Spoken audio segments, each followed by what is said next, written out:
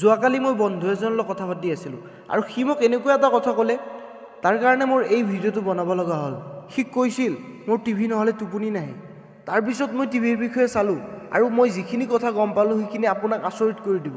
আমি যেতিয়া বেছিকৈ টিভি চাওঁ, টিভিয়ে আমাৰ অচেতন মনত বেছিকৈ প্ৰভাৱ পেলাবলৈ ধৰে আৰু আমি গমেই নাপাওঁ টিভিয়ে আমাৰ চিন্তা শক্তিৰ লগতে বুজা শক্তি লাহে লাহে কমাই লৈ আহে। টিভিত এনেকুৱা ধৰণৰ কিছুমান প্ৰগ্ৰেম দিয়ে যিবিলাকে এজন পজিটিভ চিন্তা কৰা ব্যক্তিক নিগেটিভ চিন্তা কৰিবলৈ বাধ্য কৰায়।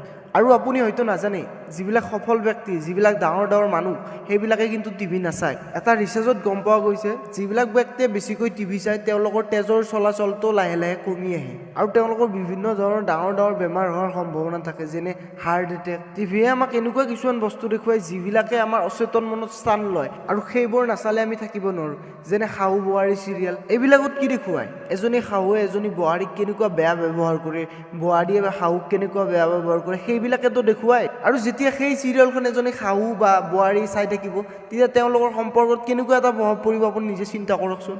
আচলতে টিভিয়ে আমাক লাহে লাহে কণ্ট্ৰল কৰিব ধৰিছে। টিভিয়ে আমাৰ লাইফষ্টাইল সলনি কৰি আছে।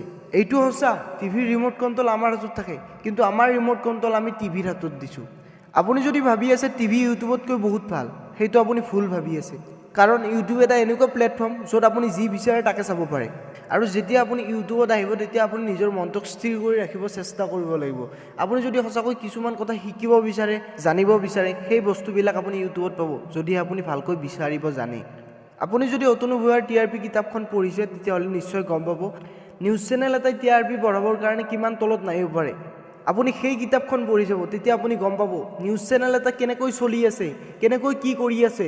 কিছুমান সৰু সৰু কথা ব্ৰেকিং নিউজ বনাই আছে আৰু কিছুমান ডাঙৰ ডাঙৰ কথা একদম তলত পেলাই লৈ যাই আছে। এইবিলাক গম পাই পেলাই যদি আপুনি টিভি নাচাই পেলাই ইউটিউবত যায়, ইউটিউবত যদি আপুনি আকৌ ৰ'জ ভিডিঅ' চোৱা আৰম্ভ কৰে, লাভ ষ্টৰি শুনা আৰম্ভ কৰে, কমেডি ভিডিঅ' চোৱা আৰম্ভ কৰে, তেতিয়াহ'লে আপোনাৰ কিবা লাভ হ'বনে?